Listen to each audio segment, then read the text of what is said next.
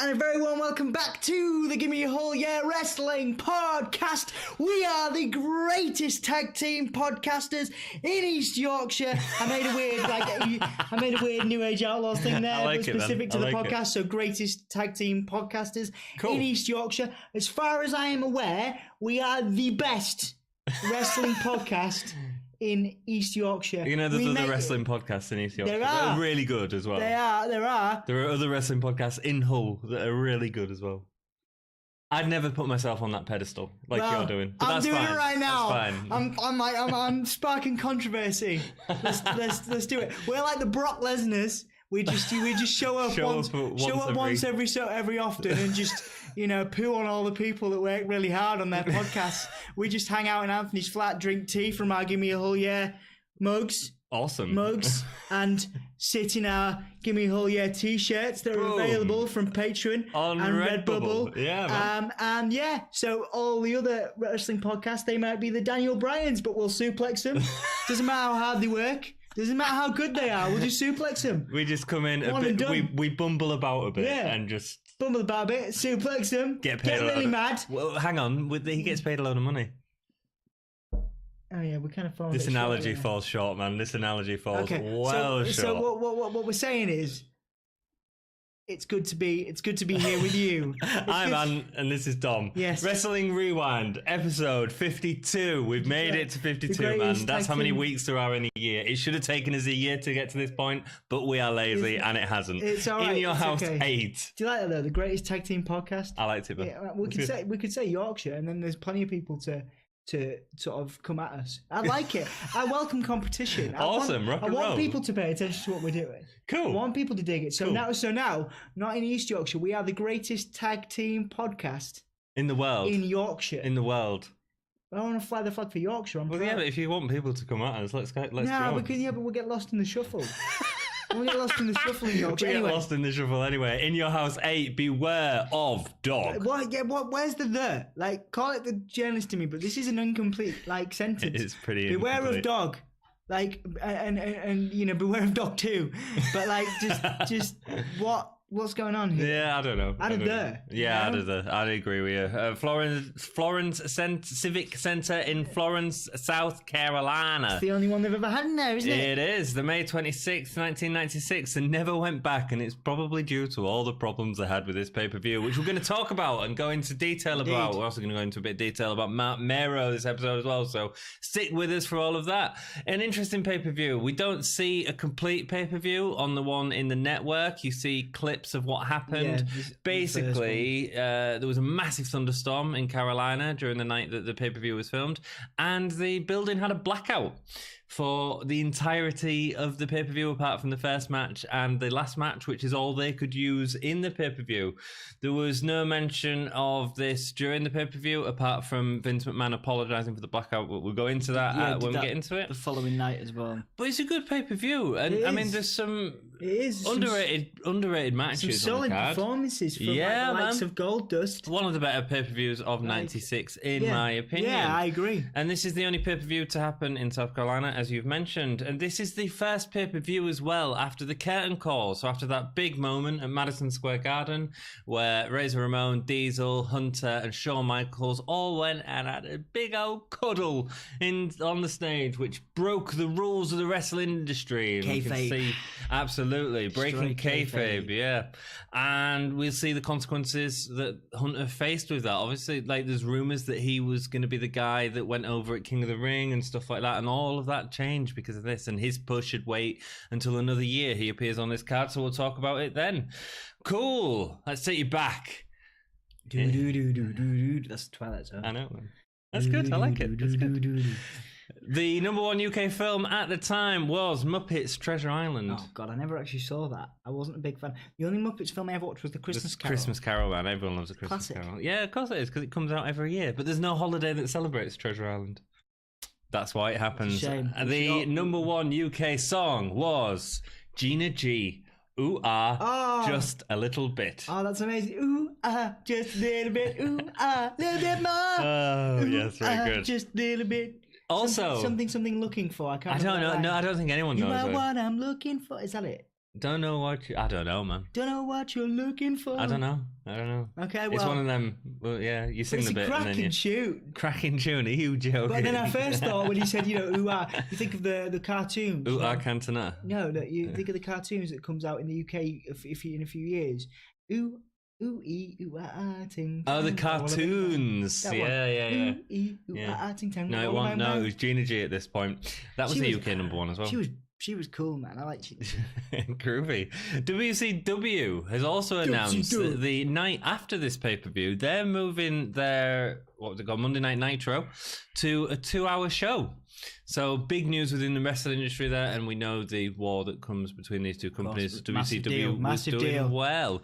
In fact, I think it was 2 weeks after this pay-per-view maybe it was the night after the first part of the show. I think it was where Scott Hall invaded the crowd at WCW. So massive in terms of wrestling history. Huge. God, we talked so much just about the time period. Short video package at the start with Shawn Michaels and Diana Hart. Diana has been making accusations of Shawn hitting on her, and the attacks between Bulldog and Michaels. He's ruined her life. Yeah. A woman in the shadows giving it. Yeah. Then I assumed, because we just covered WrestleMania 12, go back in our playlist and you can see all that. I would have assumed that this was a reference to Bill Clinton and Monica Lewinsky. Because they've thought of in WrestleMania 12, they've used recycled O.J. Simpson. this quite a lot. Even I think in recent times the closest thing would have been Joe and Styles, but they do recycle it. I mean, they recycle everything. Of course they do, yeah. They kind of, and I think it's happened over the years with other people as well. I think it happened as part of the X-Pac, China and Kane and Tori. Yeah, it's a relationship storyline, I get that. They do it quite a lot. But I just figured with the way it was built up, it was a Monica Lewinsky Bill Clinton relationship. It's not. That was actually happened in 1998 or hit the media in 1998. I think this stuff was happening around this time. Then we see the Beware of the Dog graphic, or Beware of Dog, which was rubbish, man. What graphic? What that was terrible. Who did that? I mean, Who did that?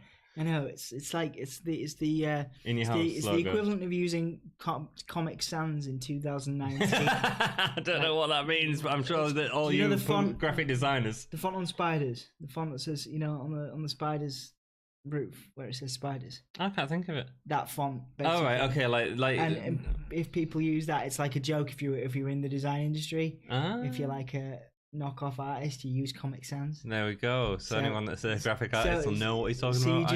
You just think.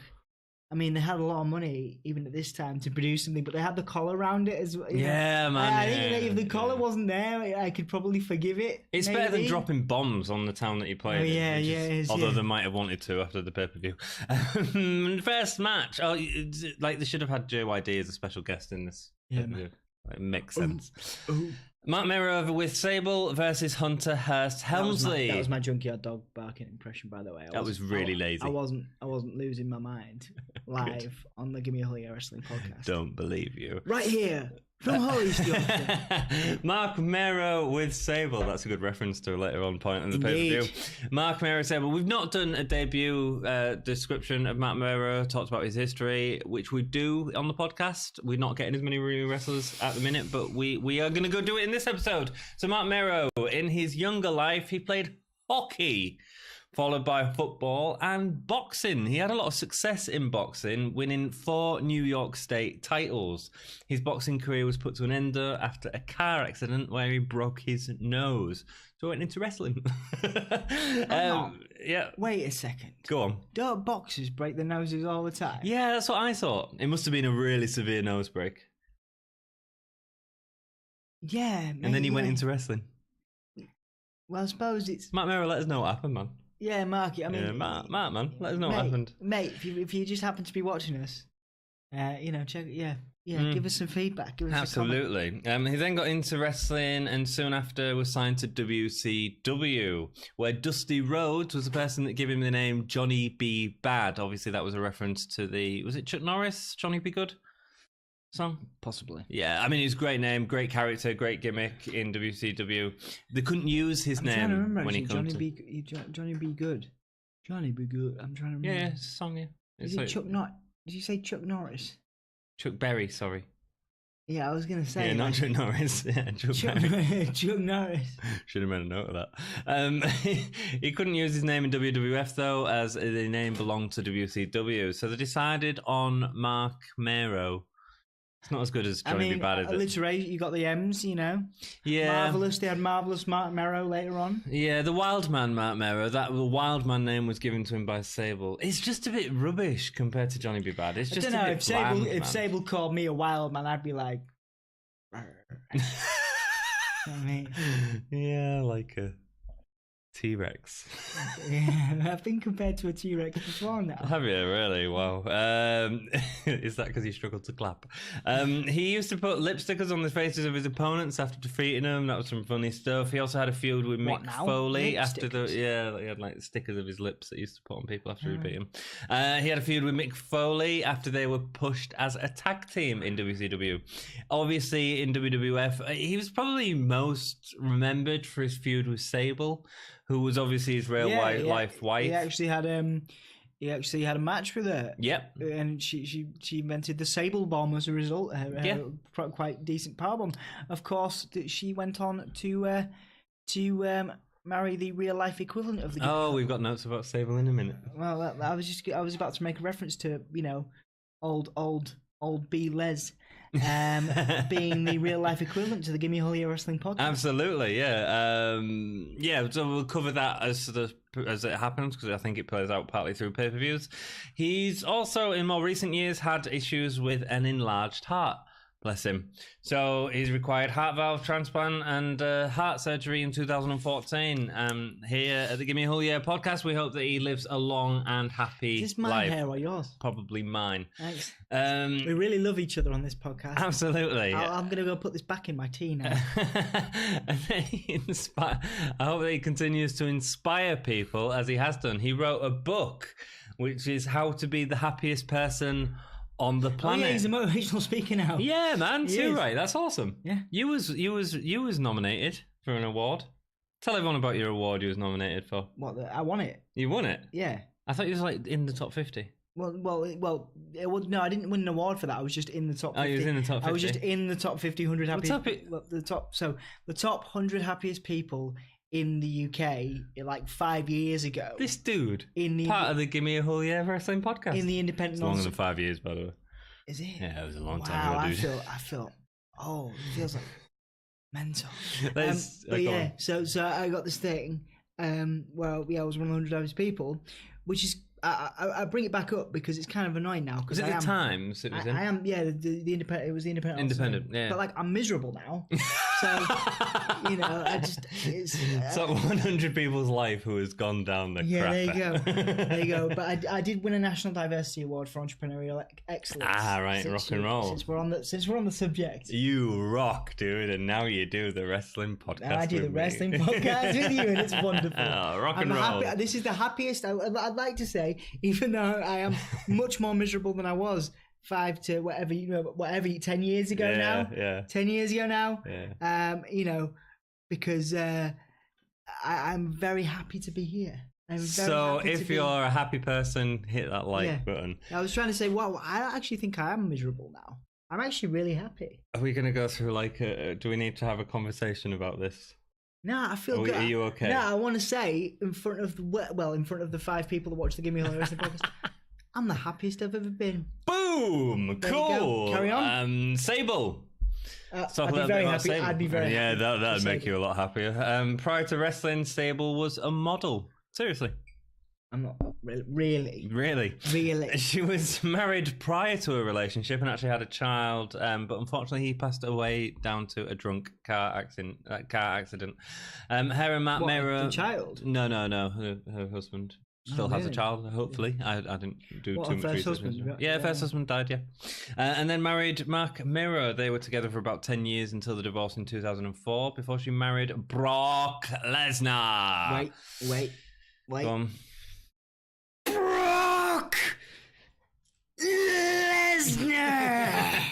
She'd also performed with Brock Lesnar when he was fighting in New Japan Pro Wrestling, and Sable appeared as the cover girl on Playboy 3 separate times, including twice in 1 year. She was the first woman to ever do that. 2 cover issues in 1 year. She was a very popular model, man. Very popular in Playboy. And on first leaving WWF, she tried to sue the WWF for $110 million for sexual harassment and unsafe working conditions. The actual court case never went to court. It was settled out of court. Must have been some issue there. Yes. Cool. I'm sure it was. Oh, I've worked out as related to this. Go on. Why the only reason I'm miserable these days is because we weren't voted in the top, was it 50 sexiest people in Hull? Unbelievable. Last year. Unbelievable. There's a chance this year that I've worked it out. The only reason, because I was a little unsure as to if there was anything I was miserable about. But I've worked it out. So, guys, when it comes around, the Hull Daily Mail, Hull Daily Mail, the Hull Daily Mail has a list of the top 20 to 50, I think, sexiest people in Hull. And we want on there next year. Yeah, we want on there. No, this year. This year. So, brother. yeah. So, as related, we could be just like, tying it back in, we could be like Sable. Who else was on that top 50 list of like sexy? It was like the dude from Gogglebox on there. The Gogglebox guys, yeah, exactly. So we want to be... Well, yeah, but if the guys from Gogglebox can be on there, and I mean, fair play to them, very entertaining. Oh, yeah, very good. I mean, give me a Whole Year Wrestling podcast, keeping it gay. Keeping it gay. You know what I mean? Anyway. Let's go into the pay-per-view because we haven't even covered a match yet, and I think we've been going about 20 minutes. Marc Mero promo backstage. If anyone gets a chance that's watching and they want to do a counter for us in terms of where we talk about stuff, that'd be really helpful for people. Yeah. So if you get a chance to do that, we would appreciate it. Marc Mero promo backstage where he says, "Welcome to the jungle. We're all gonna die." Is it we're all gonna die or you're all gonna die? Yeah, I hate Guns N' Roses. Do you? Yeah, I quite like the original stuff. I just don't like them now particularly. I don't know. I respect what they do, but I just think they're kind of overrated. Cool. Marc Mero comes out. Table. PVC dress, man. Hey, man. With a whip. I've seen you wear... This was a good episode for whips, man. I've seen you wear PVC better than Sable does. I mean, Sable wears it well. No, but Sable wears it way better than I could ever try to wear it. I don't know, there's some photos somewhere.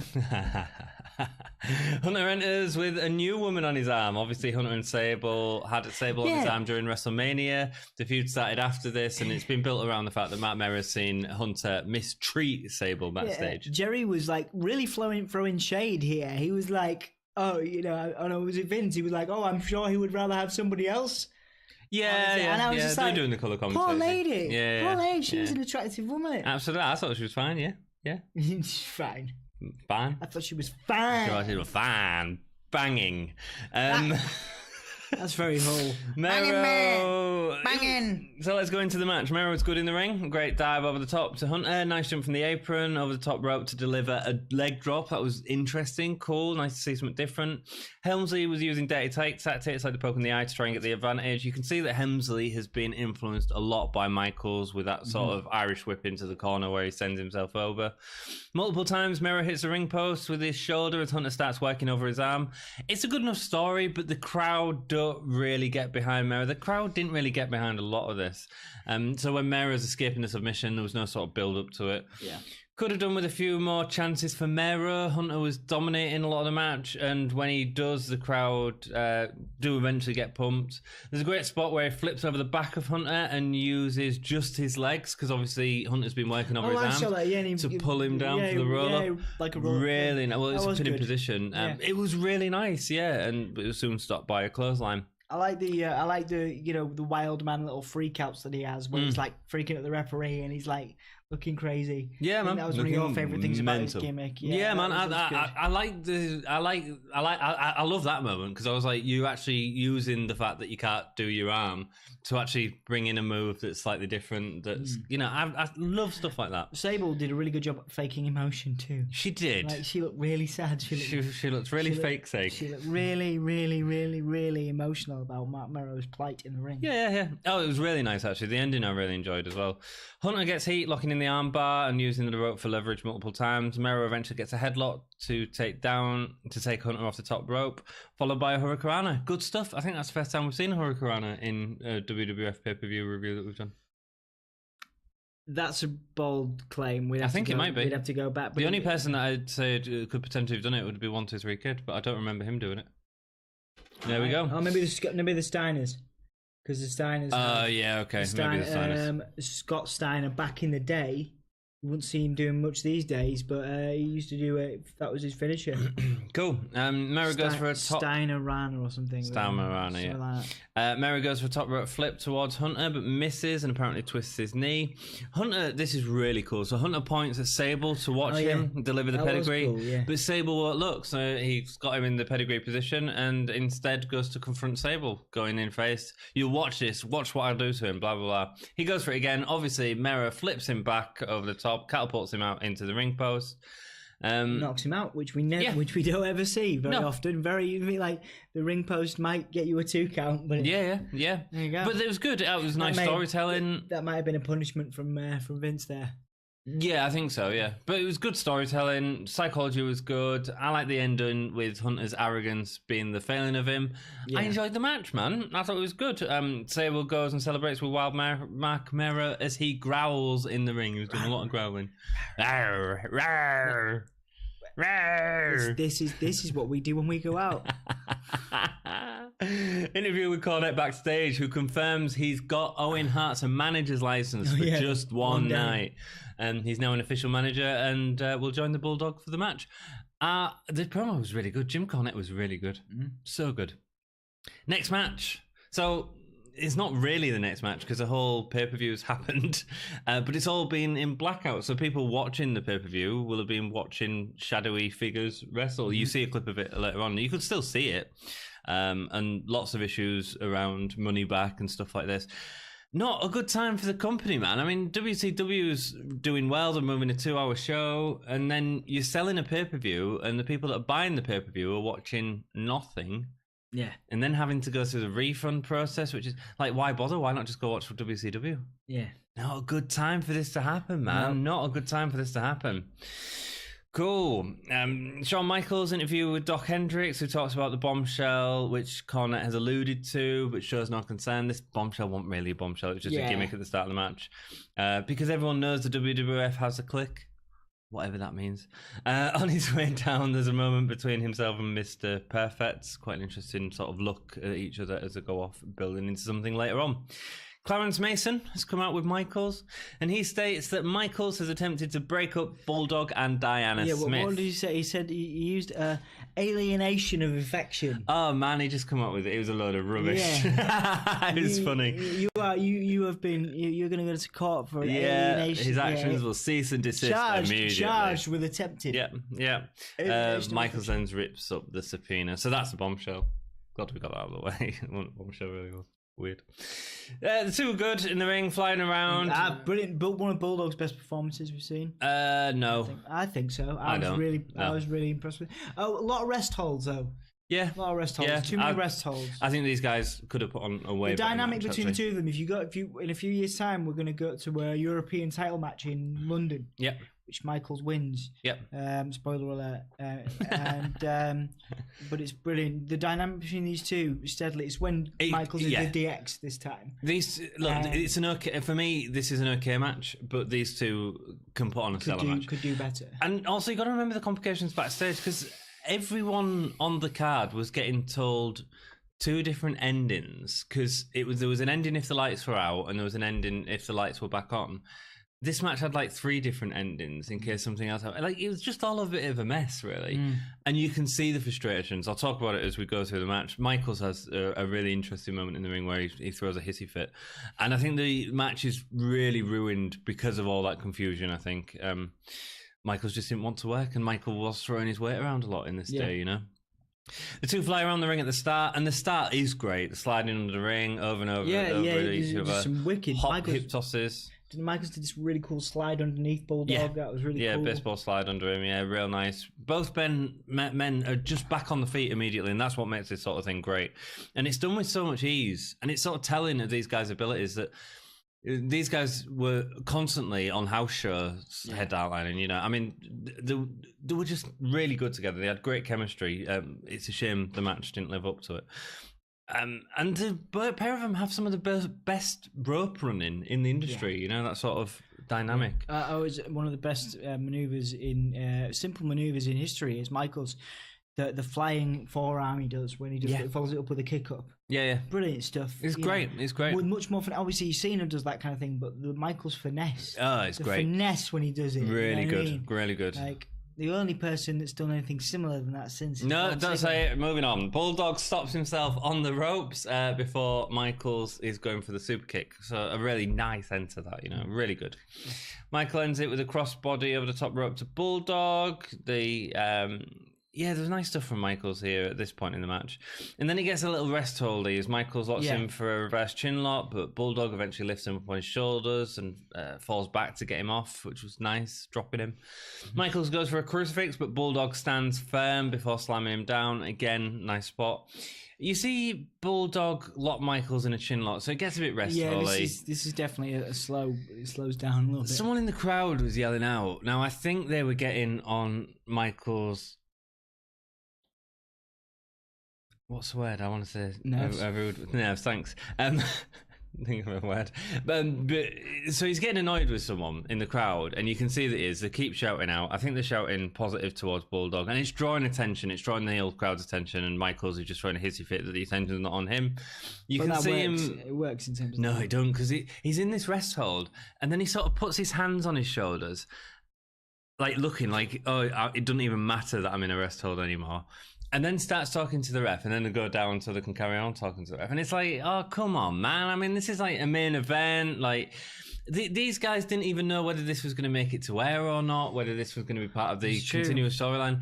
And so it's just all a bit sloppy, I think that was more part of it, though. Absolutely. I understand the circumstances surrounding it. The two run the ropes, and Michaels falls over himself, flying to the outside. Bulldog takes advantage of this using the barricade. The match felt to stop and start. Running moves end with both men in the mat. Bulldog then runs into Earl Ebner, sending him flying out the ring. Michaels gets the elbow and sweet chins Owen Hart, who's sneaking into the ring. That was nice. That was good. It was a nice moment. Bulldog goes for a power slam to Booze, but Michaels gets out a German suplex and gets the pin. Yeah, Interesting one. That was here. Nice too. Like it was a weird way to finish the match for Michaels. I quite like it. I quite like this. I liked it too. And then obviously the ref counts. Controversy. Yeah. So the ref counts and gets the pin. The crowd cheer because I think Michaels has got the win. Earl Ebner is on the other side of the ring. He's got up from the spot where he's gone out the ropes, and he's counting as well. And then the crowd cheer, and then suddenly the ref holds up Bulldog's hand. The crowd are like, what's going on? This is Bulldog's World Championship run, by the way. Yeah. There's 30 seconds. Earl Ebner comes in and then raises Michael's hand. I don't think it's official, though. It never becomes No. So both guys have the hands read by different referees. Diana's got the belt. She walks upstage. She's holding the belt, which is really cool. And then Gorilla's like, grabs it. Gorilla comes down and like, gimme that. He's like, nope. And declares the match a draw. Still, champion Shawn Michaels. I mean, it would have been good to have seen. What did I say? Shawn Monocles. Monocles. Yes. Quite. Good match at times. A couple of sore points. Not the best that both of these two could have done. Ultimately, it was a good match, but like these two are great. But when you look at what Savio Vega managed to do, soon enough, Savio Vega did an incredible job, and you look at Michaels who's normally our favorite performer of the pay-per-views. Yep. This one I'm not going to give it to Michaels. No, it ain't going to Michaels for me either. We'll get to that at the end of the episode. If you're enjoying it, thank you so much for staying with us and just letting us talk rubbish to you for however long we do. Please subscribe to the channel, hit us up on Facebook, Twitter, Instagram, and I still need to add some stuff. Oh, dude, the episode's too long. We're moving on, but damn you. Cool. So then the next event is Beware of the Dog Part 2. So this was filmed 2 days after, so we've had a Monday Night Raw happen. All the dark matches have basically been lost, so we basically re-show them in this pay-per-view. Jim Ross and Mr. Perfect on commentary now, which is way better, obviously. Yeah. Caribbean strap match. Yeah, did you know? Caribbean. Is it Caribbean or Caribbean? It depends. I think it depends on your choice of how you want to phrase it. All right. What do people in the Caribbean want? Caribbean, I think. Okay, cool. It's Caribbean, but Caribbean. I say Caribbean. I quite like Caribbean. Yeah, I say Caribbean. So. Cool, mental. But Savio Vega Bang was a better performer in this pay-per-view than Michaels. He was way better. Hell, I'm not a big fan of Stone Cold Steve Austin in many aspects of his career. Really? Aside from his promo work, I'm not a fan of him at all. Really? I don't think have I ever said that to you. No. His promo work's exceptional. Everything else, not really bothered. I think. But it was an attitude, man. He's good at building a story. Yeah, it was so exciting. So the point is, so exciting. So the point is that he really works with Savio Vega here to build a good story. Well, this is prior to his neck injury as well, and you've got to remember, like, Austin was hot at a time that was really bad for him, where he was obviously injured by Owen Hart, broke his neck, and still remained hot even during that period, and did everything he could physically, but also that it was such an exciting period. So we see a little bit of footage from the blackout here. You can hardly see it, sort of shadowy figures. Ted DiBiase, since Sunday, this didn't happen on Sunday, has decided to put his career on the line if Austin loses. Austin's had a promo where it's not on this pay-per-view, where he says, I'm not bothered, you're dragging me down anyway, type thing, which is a little bit weird, which is the ending to this match is a little bit weird. Well, Austin just walks out, doesn't he? Yeah. But I don't know, and the one stipulation I thought was kind of odd was just was Savio Vega having to be the chauffeur, you know? Yeah, it's a little bit odd, you know what I mean? Like some weird undertones there. You just think a little bit of an odd gimmick, a little bit of an odd shift in, you know, perhaps career versus career would have been better. But the Caribbean strap match, basically the same as the White Castle of Fear match. It's a strap match, so they've got White Castle of Fear. Yeah, I'm sure that's what it was in WCW with Vader and Sting. It's great. But it's like a four corners match, basically. Yeah, so they've got a strap attaching each other. They have to hit each of the turnbuckles to go. I love this match, and I think that anyone in developmental should be putting on these matches at house shows because it forces great storytelling and creates really interesting spots. I think, and it also depends on the wrestler selling it. We know that the strap is long enough for the wrestler to get to each four corners and can run and do it. But it's that build, and these guys do a wonderful job out here. Absolutely wonderful. Fantastic. Austin keeps ending up on the outside. Nice as Vega keeps dragging him into the ring. Apron using the strap. Again, such an interesting prop. Both of them really good at using the strap as well. Yeah, all the way through. So like they're flying about when they get dragged back. Yeah. Like Vega's particularly good. Austin actually and Vega particularly good. There's a moment where Austin literally does kind of a Matrix move where he pulls Vega back and he goes all the way back and Vega like flies across the other side of the ring. Yeah. It's amazing. Yeah, it's great. It's great. And it's all about leverage, but like the wrestlers have to sell that leverage without it being real. Because if it's real, you're just going to hurt someone. I always had a lot of time for Savio Vega, to be fair. This is one of his best matches for sure. They were both really whipping each other, man. I mean, this was a brutal match. Apparently, it was a brutal match in the blackout as well. Like, they did show a clip of it, didn't they? They did show, where they were just beating on each other. Apparently, they were really putting on a show, even though it wasn't used, which is really sad. After a failed attempt to touch the corners, Vega's dragged in by Austin to receive his whips. Lots of whips in this pay-per-view, man. Nice. If you're into whips, this pay-per-view is for you. We're getting a nice insight into what you're like off camera here. Not really. Austin wraps the strap around Vega's knee. No, I know. Drags him to the corners, and then used the strap to spin him round. That was really cool. Just proper yanking it. Yeah. Austin backdrops Vega out the ring, but is dragged over due to the strap. I bet there's some more awesome strap matches, but I bet there's some awful strap matches. There's. Can you think of any other awful strap matches? No, they haven't done it for a while. Have they? They do flag on a pole stuff now. They don't do four corners matches very often these days. I mean Baron Corbin versus Braun Strowman would have been perfect. Be nice to watch to go and have a look and see what there is on WWE Network. On strap matches. Strap matches, yeah. Let us know if you know any other strap matches. Maybe I'll do a little research on that. Or any you recommend, let us know if you recommend any. Then when Austin is on the top rope, Vega eventually gets a really tidy suplex. Not an easy move to deliver when you've got this strap between you, and a dangerous move, but just cover it off beautifully. Great point as Vega's touch all three turnbuckles. Austin waits as the waits at the fourth one basically, and as soon as Vega goes over, he hits a really aggressive spine buster, which looks great. Yeah. Stone Cold goes to deliver a pile driver, but Vega reverses it. It's basically a tombstone pile driver. Yeah, just reverses over the top, and then Austin reverses over the top again, and then Vega tries to send him over the ring rope. We haven't seen that yet. No. That's great. Brilliant. And I just want to shout out, because he never gets the props for this, even though it was devastating, and I'm glad they stopped doing it. But Austin had one of the most devastating pile drivers. It was great. He took a few devastating pile drivers, which is obviously one of the most devastating pile drivers in history. But he gave a really good pile driver as well. He did, yeah, absolutely, yeah. I think, and it looks safe as well. Actually, yeah. He He's really a safe presses. Worker. Yeah, he's a safe worker. Like I do find his style quite plain. And I mean, it was, but that was because he was injured really badly, and it was all about the attitude of him. Yeah, you know? And look, they named the company after that. You know what I mean? Yeah. Austin pulls the strap out, sending Savio spinning before he hits the fourth turnbuckle. That was really cool. Austin hits a pile driver, and DiBiase instructs Austin to do one more, but Vega drops out of it. Austin, you made a mistake.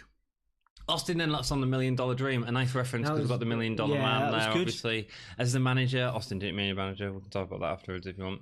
Whilst Vega continues to try and hit them turnbuckles, the crowd. So he's got $1 Million Dream, and he's really still going for it. They got really behind him. It was really good. It's great. And the moment in a minute where they're both touching the corners. Can I just go back to that a minute? Because what I really liked about it is Vega touched two corners, and instead of touching the third one and then doing the whole passing out, he did it before they hit the third one. Yeah. Which was great. Like, don't give us that. Yeah. Oh, it's near the end all the time. You know what I mean? Yeah, they're very good at suspense. Austin wraps a strap around Vega's neck and starts dragging him into the corners, looking like a man dragging his dog, like limp dog to walk, and it's great. But as he's touching the corners, Vega's there, touching him behind Austin's back, touching him, which is a really nice moment. Then when he gets to the fourth one, Austin sort of pulls him over to the top. So they're fighting over the fourth rope. Who's going to get the fourth turnbuckle? Sorry. And Austin sort of pulls him into him and then drops so that Vega gets it. Yeah. I think this was something to do with. Austin didn't realize, even though Ted DiBiase was trying to warn him, Austin didn't realise that Vega had got to the fourth corner. Oh, right, okay, is that why? That's how, yeah. Yeah, but then there's also an element, because after Vega wins, Austin then goes and confronts $1 Million Man, and it's all about, I don't need you anyway, blah, blah, blah, blah. And it's great. It's that Austin sort of head wobble type thing. Give me a hole, yeah.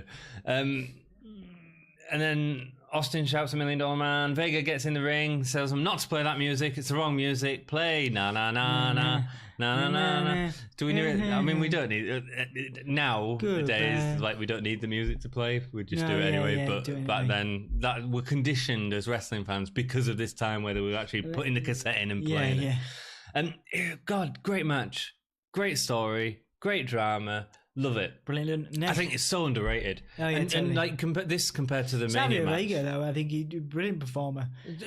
Okay, if with the right guy. I think this was one of his. I mean, it's the best match we've seen him in. Great. It was 100%. I mean, they both looked like they had fun together as well, and they had fun working together. Yeah, great selling. Vega was so good at selling during this match, and that's what you need in this match, man. Yeah. $1 Million Man was gone again. This wasn't expected on the Sunday show. He handed in. He said, "I want to leave the company on the Monday," and then this was booked by the Tuesday, from what I can sort of gather from the research. $1 Million Man. So he's gone. One of the most underrated performers of WWF during his time. The one putting him as a manager was Stone Cold. He didn't need a manager, but Vince didn't want Austin to talk because he didn't like Austin's Texan drawl. Yeah. Austin turns out to be one of the best talkers in the industry, without a doubt. There's probably a lot of people, especially these days, that McMahon said that about, Daniel Bryan and stuff like that, where he's been like, oh, he's not, even Finn Balor is I think Finn Balor and Cesaro, well, Cesaro hasn't really had a chance to prove himself, but there are people that McMahon has publicly sort of said that he's not a fan of. No, yeah. That have obviously gone on to be massive. Massive, yeah, absolutely, yeah. And all it takes is a couple of great matches and a couple of good promos. Yeah. So I think it's a shame that DiBiase is gone. However, he got offered a contract in WCW to basically be the manager of NWA for $350,000 a year or something daft like that. Makes sense for him, man. I mean, good for him. You know, Yeah. I don't know what was left in WWF for him. Nah, I think maybe commentary. But I think he'd done all he was going to do at this time. Yeah. I think he the problem with him in commentary is it become more about him, too much about him. You know, because of his great gimmick. You know. Anyway, sad. Cool. Michaels is backstage on the internet talking to fans. Look, how awkward is that? Did you see that laptop? Did you see him like? And then he had to stop before he went. He stopped for a bit and he went. Yeah, he was looking for the for the next paragraph button.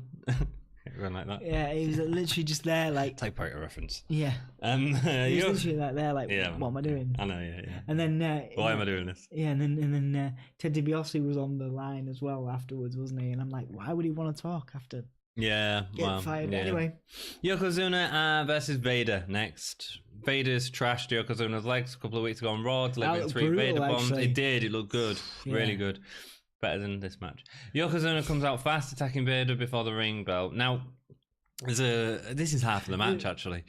There's a nice stance at the start with Yokozuna in a sumo stance and Vader in an American football stance. People were chanting for Vader. Yes. Like, odd. I mean, Yoko was he had some good face moments when he riled up the crowd and everything. That was cool. But the era was changing as well, man. This wasn't just about cheering faces anymore. This was where we was getting quite a savvy audience. Yeah. So, you know, the NWO was a thing that was about to happen, you know. A more savvy audience. Or not more savvy, just not that split heel face dynamic. He's in a football stance. Yokozuna's in Yokozuna's in a sumo stance, and they do this thing where they fake out, reverse, running into each other. It happens 3 times. This is half of the match, unfortunately. On the 3rd time, Yokozuna knocks Vader out of the ring. Then the match gets very slow, and it's made slower because Yokozuna's targeting Vader's knee. So it's basically a brawl. It's a battle of behemoths. Yeah. Vader tries to slam Yokozuna, but Vader does the rock bottom. Yokozuna, hits a rock bottom. That was great. On Vader, I enjoyed that, And then he sets Vader up for the banzai drop, but Corner interferes, so Yokozuna drags him in before delivering a headbutt, and then goes for a banzai drop. Vader pulls him out of the way, and then hits the Vader bomb for the win. I mean, the match was so plodding. And I'll say this is the most entertaining I've seen Yokozuna. I think that his matches with Vader are without a doubt the most entertaining stuff that Yokozuna did, because he looked like he had fire in his belly, you know. But I don't think it was right for Vader to be in this feud for this long. This match was slow and ploddy. Who would you have put Vader with at this point? I would have put him with Ahmed Johnson. Sorry. Yeah, that would have been good. I mean, the night prior to this, Vader had beat Ahmed's winning streak by interference by Owen Hart. And so that happened between Sunday's event and this Tuesday's event. And I just would have preferred to have seen Ahmed and Vader. Yeah, but it worked. I think I quite enjoyed the dynamic between Ahmed Johnson and Goldust as this was happening. Okay. Obviously, Goldust was injured as well. But this led up to the Ahmed Johnson Intercontinental title and feud for Goldust. Right, and did you watch the clip from Raw where Goldust after the match with and Goldust went to give him mouth to mouth? And I loved all that, man. I loved all. You loved it. I really enjoyed it. Yeah, I thought it was great. Do you like what Vince says? We'll talk about this section now if you want. Do you like what Vince is a little bit... Goldust goes to give mouth to mouth. Disgusting. That's the most disgusting thing I've ever seen. Yeah. It's a bit harsh, isn't it? But I think it's different time. There's a lot of things Vince yeah. I mean, it's only 2 men kissing. Yeah. And it was, but I loved how much Goldust was going for it as well. Oh, absolutely, yeah. It was like there was a because he leaves his makeup on Ahmed Jordan, and that's Ahmed great. Johnson, Ahmed Johnson, sorry, I keep calling him Jordan, man. Advert for King of the Ring featuring Jerry Lawler. This is a really good advert, man. Yeah. Really good advert with him like battling different kings in the ring, including Elvis and Tutankhamun and all that sort of stuff. And then it ends with a shot of the devil. Yeah. The devil is actually Vince McMahon with face paint on. It was great. It was cool. It was a fun promo. I like that.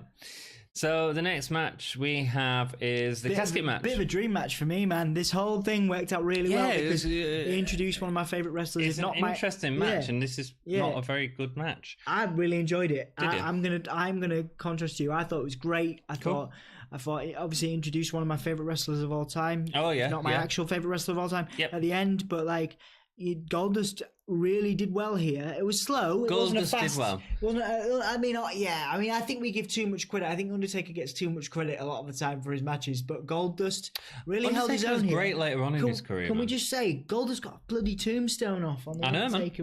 Yeah. Like I'm going to cover it. Nobody gives that. The people don't give that to people very often. No. You know what I mean? Goldust was working with an injured knee here. The same thing that took him out of the Ultimate Warrior, you know. They'd taken him off the house shows so that he wouldn't appear in any of them, but they'd saved him for the pay-per-view, and they knew that he's always been a worker, you know. It's Goldust, so the casket's gold. Get it?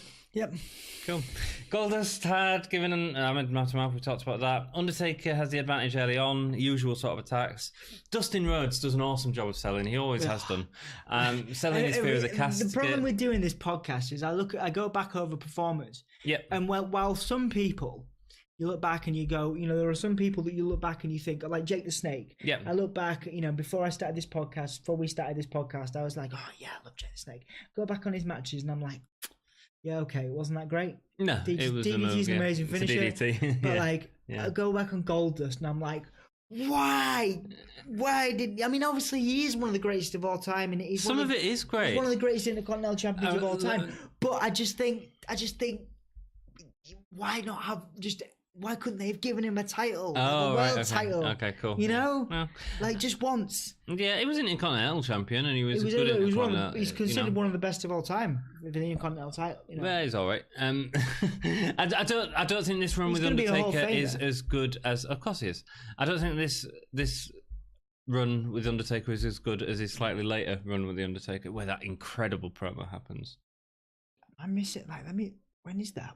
It's within the next sort of year of podcast that we're doing. Undertaker is... So Dustin Rhodes is incredible at selling. The yelps when he's going to the casket. Oh! Yeah. Falling onto the casket and coming off. It's like Kamala, which is sort of the standard for a casket match in selling the fear of the casket. And I love it. Every time I say it, it reminds me of Kamala. Undertaker has full control, slamming Goldust's head into the casket and steps. Little botchy as Goldust misses a slap at one point, and Taker sort of sells nothing. The Taker selling was a bit weird in this match. It really felt like the selling of that tombstone. Right, we'll go into it. Goldust eventually hits a tombstone. We're going into it now, which should have been a massive point in that match, and it has been pretty. Whenever they've given it, I think Bray Wyatt going off on him. A couple of people have them, and they make it becomes a big deal. It should be a big deal. Maybe it's the camera work these days, because I think there's only a few people that have done it. I don't think many people managed it at this time. Maybe it's the quality of camera work and how... I think it was the two in the ring. I don't think they did a good job of building up to that spot, and then the selling of it was not good enough. So Undertaker didn't sell that tombstone long enough. That should have been, oh my God, that is it. Yeah. And the commentary team should have worked on that as well. And you know, this is Goldust pulling off his finisher on him. That should have been... Do you get what I mean? Yeah, but it wasn't. It got, and that's my problem with the match. It got sort of lost in sort of nothingness. It might have been the crowd as well. After this, Goldust pushes Taker into the casket, but the lid doesn't get closed. Goldust tries to put Taker to sleep. So maybe the tombstone could have been at the end of the match. Do you know what I'm saying? Yeah. Goldust tries to put Taker to sleep with a sleeper for his second attempt, but Taker gets his hand out. Goldust goes on top of the casket to try and close it, but Taker pushes it open, sending him into the barricade. Breaks the lid. All gets a bit... But I mean, this they've had a blackout. They've had a casket break. You know, I think they did the best they could with the time. Oh, absolutely. And the situation. Mick Foley's been under that stage for 2 nights. Yeah. Goldust carries a lot of the match. I thought Goldust did carry a lot of the match. He works really hard to try and make something of it, but it's just a little slow. Goldust tries old school. Again, a nice reference. But again, that should have come before the tombstone, you know. But Taker drags him off, followed by his tombstone next to the casket, which puts him out. Taker then goes to open the casket, but someone else is sitting in the casket. Mankind. Massive. He's making his debut at this pay-per-view. Oh man, It's a great debut as well. dude, he's appeared on Raw. I remember those promos, man. Those promos scared the living daylights out of me. Understandably. The screaming, like we used to do this, like it's like a squeal, yeah. And he used to do it all like the time. And he used to freak me out. He does it in this. And the ripping of the hair. It's great. Although it was a lot more impactful to me until I went back and watched this. Yeah. Because I used to think, wow, dude's ripping out his hair. Yeah, of course he won. He had little hair. I realised he had he had a razor. Did you notice he had something? Did you not notice? I didn't spot the razor. Is that what he was doing? Carrying it. If you watch him, he's carrying out an actual knife that he's obviously been using to cut. Oh, right. But how did that carry on? He lost all of his hair. He's literally just. I mean, obviously, I'm assuming he's pulling out at some points, maybe. But no, I don't think. No, I just think he'd put in a clump of hair extension and just say, "I'm going to start pulling." Do you know what I mean? This particular incident, you can see. I mean, I'm not. No, it's cool. Sure, but if you watch him, when he's carrying it out, if you go back, he's carrying a razor. Ah, you know, one of the barber things, you know, with the flick thing. Yeah. Cool, rock and roll. But that might have been a gimmick as well, and it still could have been extra hair. I don't know. I didn't notice. But it was really intense. They've never done anything since that where somebody's been so, you know, just very frightening, it was a very frightening gimmick. Yeah, and bear in mind he's going against the Undertaker in his very debut. You know, I mean that's massive. And not only that, he comes in and it's hand straight out, mandible claw in Taker's mouth, putting him out. They were really selling it. You know, it was great. And he puts a lid on the casket, and obviously Goldust wins for that. Mankind squeals like a pig. Yeah, it was. That's great. It's great. Yeah, real puts me on edge, man. It's cool.